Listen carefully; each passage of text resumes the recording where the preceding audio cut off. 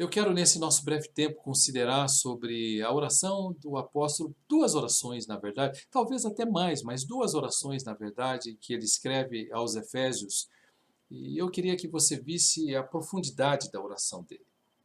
Eu fico muito feliz quando os nossos grupos se reúnem para orar, e fico muito feliz de ver a fidelidade de irmãos intercedendo por situações específicas.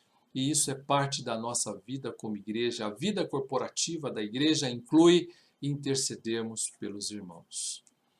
Paulo, ele sobe a barra e ele coloca para nós aquilo que ele fazia quando ele esteve num período de isolamento social. Quando o apóstolo Paulo esteve preso em Roma, ele escreveu algumas cartas, entre elas Efésios. E ao escrever aos Efésios, ele que estava preso, que poderia ter perdido seu tempo divagando sobre as injustiças da sua prisão, ele gastou o seu tempo intercedendo por irmãos que estavam em outro lugar e no outro lado do mundo de onde ele estava. Eu queria que você olhasse na carta aos Efésios, eu quero fazer essa consideração, como disse brevemente, para que você visse pelo que o apóstolo Paulo também orava, o que certamente vai ser bastante edificante para nós e vai aperfeiçoar a nossa vida de oração mútua, em grupo, individualmente. Quando você olha, antes de propriamente olharmos para o texto de Efésios 1, quando você olha para a oração em Mateus 6, de 5 a 8, lembre-se que a oração é um privilégio.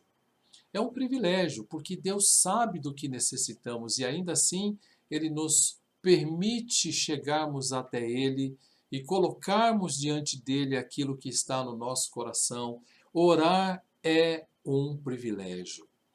E não se esqueça, Mateus 26, 41 também nos diz que orar é uma necessidade. Vigiai e orai para que não entreis em tentação. Ele está dizendo, além de ser um privilégio, orar é uma necessidade. Eu não sei como é com você, comigo às vezes é como se o meu corpo dissesse pare e ore.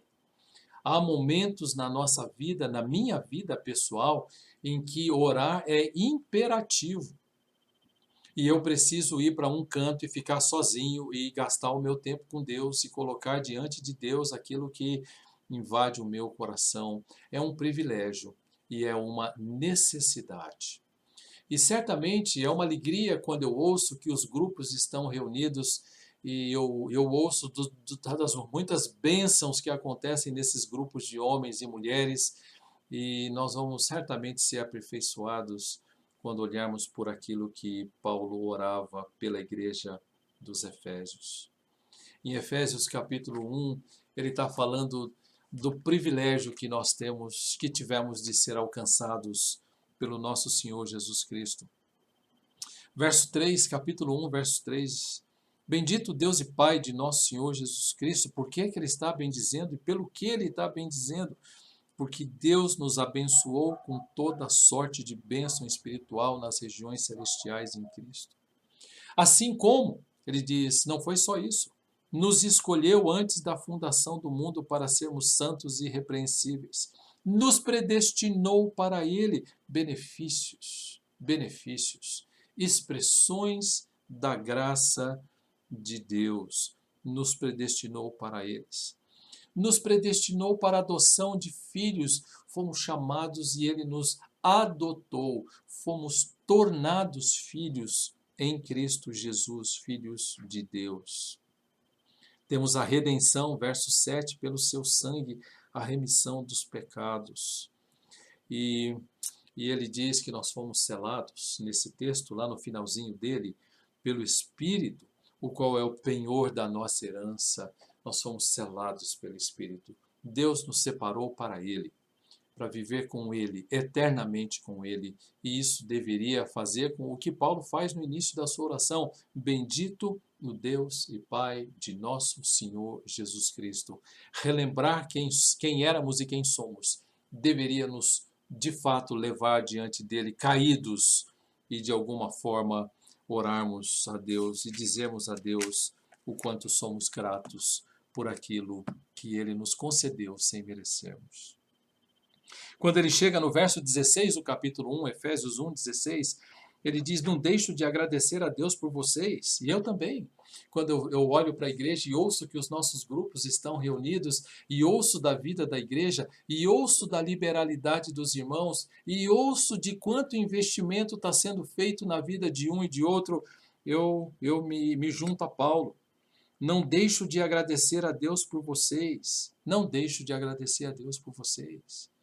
Mas Paulo vai além aos Efésios quando ele diz: em minhas orações, peço que Deus, o Pai glorioso de nosso Senhor Jesus Cristo, lhes dê sabedoria espiritual. Ele está dizendo, quando eu oro a Deus, além de pedir por coisas específicas de vocês, que certamente é legítimo e totalmente legítimo, eu oro para que vocês tenham sabedoria. Não é verdade que quando nós estivermos intercedendo por irmãos, entre as coisas que podemos colocar, podemos imitar o apóstolo Paulo e dizer em oração: Deus, conceda sabedoria àquele irmão, àquela irmã, naquela questão que ele precisa, sabedoria e entendimento para que cresçam no conhecimento dele. Ele está dizendo, eu oro para que Deus dê sabedoria e entendimento para vocês crescerem em Cristo. E essa é uma oração muito especial, que pode fazer parte da nossa vida particular de oração pelos irmãos e da nossa vida de oração em grupo, oração corporativa. Ele diz, eu oro, verso 18, para que o seu coração seja iluminado.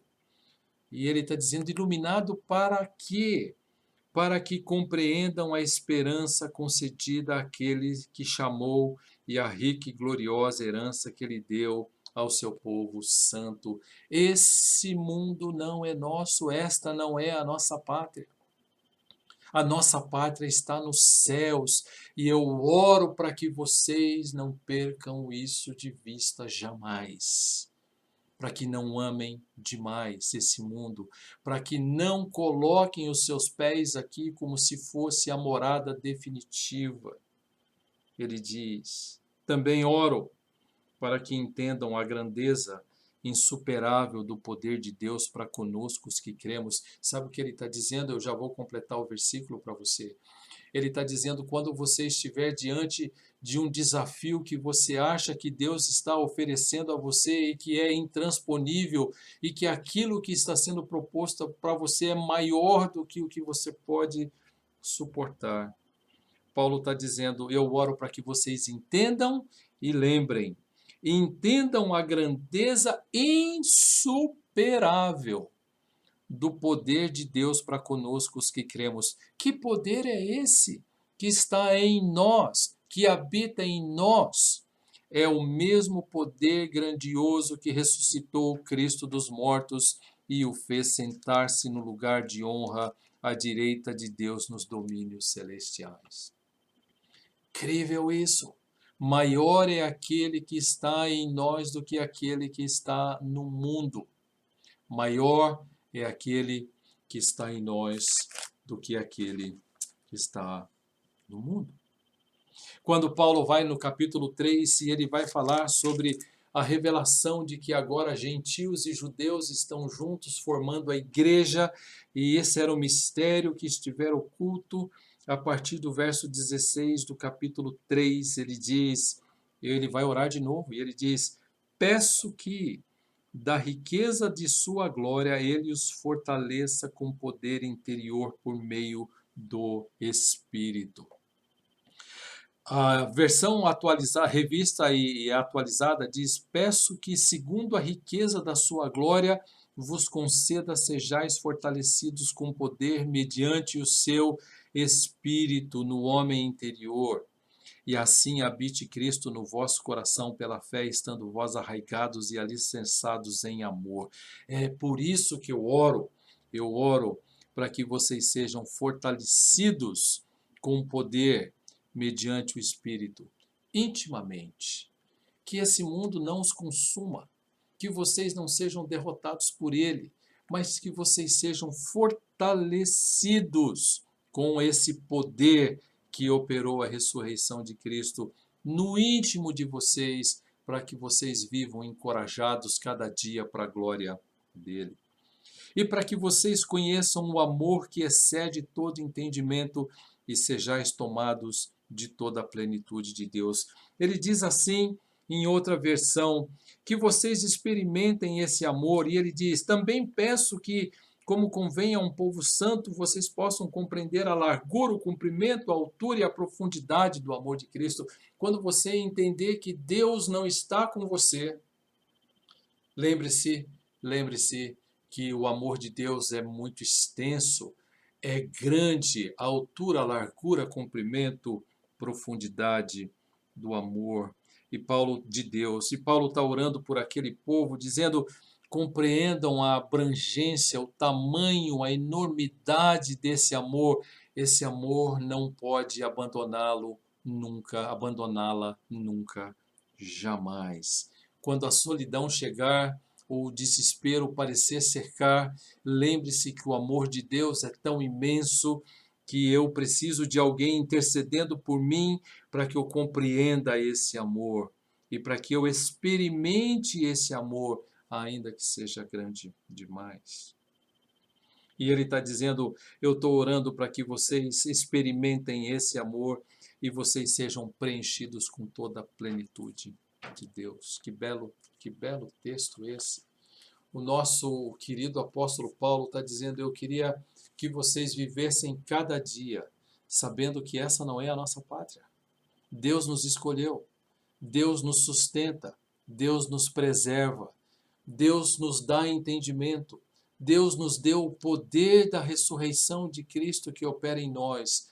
Deus nos derramou do seu amor abundantemente, como Paulo diz aos Romanos capítulo 5, verso 5. E esse amor é incompreensível. Quando os desafios forem grandes demais, eu tenho dentro de mim o poder que operou a ressurreição do nosso Senhor. Quando eu me sentir solitário, perdido, talvez abandonado, desprezado, lembre-se da imensidão do amor do nosso Deus. Nós temos o nosso coração iluminado para viver hoje, não mais nas trevas, mas para viver na luz. Daí porque eu penso que quando Paulo ora pelos Efésios, ele nos ensina como nós deveríamos também igualmente orar uns pelos outros. E que essa seja uma dinâmica nossa, entre nós no nosso quarto, o que é um privilégio, sozinhos, o que é uma necessidade, intercedendo pelos irmãos, pedindo que Deus encha o coração desses nossos irmãos com todo o entendimento, com toda a graça, com toda a capacidade e sabedoria espiritual, com todo o iluminar do Espírito, com toda a grandeza insuperável do poder dele, e nos capacite a viver cada dia como um povo santo, compreendendo a imensidão do amor dele, vivendo na luz. Que Deus abençoe o seu dia e abençoe também o seu final de semana. Até domingo, se o Senhor permitir, quando estivermos juntos adorando ao Senhor coletivamente. Até lá.